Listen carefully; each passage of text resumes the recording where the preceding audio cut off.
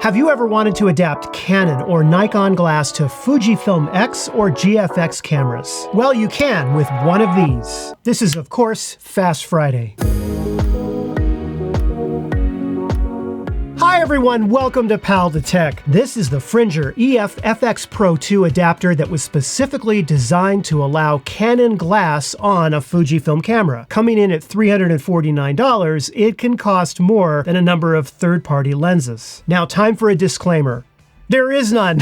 I've had this for a while. I use it and I love it, particularly with the Sigma art lens, which we'll get into in a minute. And because of that, I don't have an unboxing for you. I just have the adapter to show you, which kind of sucks because I just built an unboxing table a few days ago with this really awesome butterfly knife, and I can't even show it off. So, oh well, I'm just gonna have to pretend to unbox it. Unbox it in your mind. The ring itself is very solid and well built, and what's noticeable about the Pro version is that it has a dedicated aperture ring right on it, which has a great feel to it. In fact, it's right on par with a number of Fujifilm lenses with aperture rings on them. Being able to adjust the aperture on a third-party, say, Canon lens is a game changer for Fujifilm shooters. However, keep in mind that the ring itself has no aperture numbers on it, so you're gonna have to use the LCD screen or the viewfinder on the back of the camera in order to see your aperture.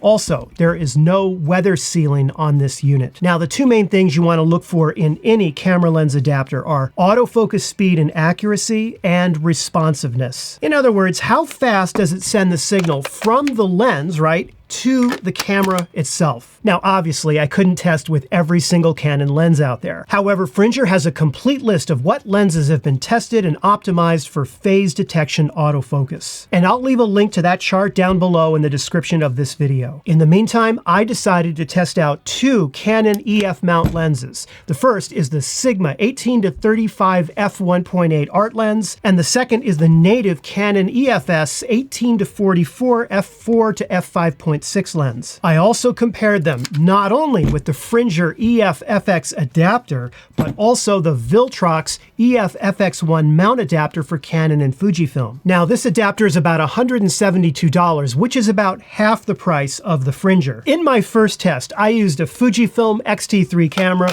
with the Sigma 18-35mm art lens set to continuous autofocus, right, with AFC set to the default of multi-purpose for the camera. Overall, the Fringer adapter with the Sigma lens worked very well. It nailed focus for the most part just about as quickly as the Fujifilm lenses that I've used. However, when I put the Viltrox adapter on there, the first thing I noticed was that there was less light. Have a look at this. You see how much darker the scene is, even though I have the same shutter speed, f-stop, and ISO. Now, while nailing focus did work on the Viltrox, it was overall slower to acquire focus. The issue that I noticed was once pressing halfway down on the shutter button, the Viltrox would pulse back and forth for a little bit before acquiring the correct focus. You can see it right here. Do you see that? Now, I next tried the same test, but with the native Canon lens, the Canon EFS 18-44 at f4. And here I even had more issue with the Viltrox, as sometimes it would not focus at all, and I had to toggle the shutter release button to sort of reset it. And when it did lock focus, it worked well enough with regard to speed, but the number of times it missed autofocus or didn't autofocus fast enough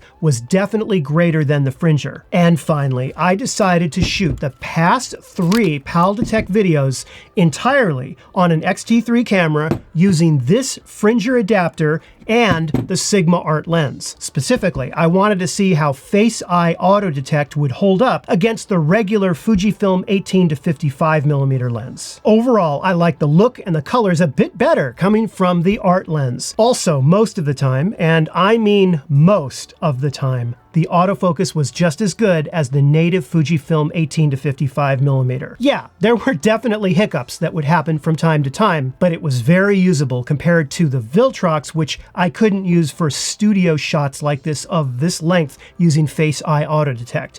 I was surprised at how well the Fringer adapter worked. So if you have a backlog of Canon or third-party EF lenses that you want to use with Fujifilm's X-mount system, then this one is a no-brainer. Fringer's EF EF-FX Pro 2 adapter is definitely the way to go, and I very much recommend picking one up. Again, this video is not sponsored by Fringer. They have no idea I've made it. This is just my recommendation to you if it's within your budget. And I think that for the cost, it's a solidly built, reliable, and very fast adapter that is the perfect companion to your Fujifilm system, provided that you have a number of Canon or Nikon lenses laying around that you could use with it. Well, that wraps up today's Fast Friday, and I really hope you found the video helpful or at least entertaining. And if you did, be sure to give it the like and subscribe. I'm gonna be signing off now, but I will see you all in a new video next week. Take care. Okay, so in my first test, I used an X-T3 camera, right? With the 18 to 55... Whoops.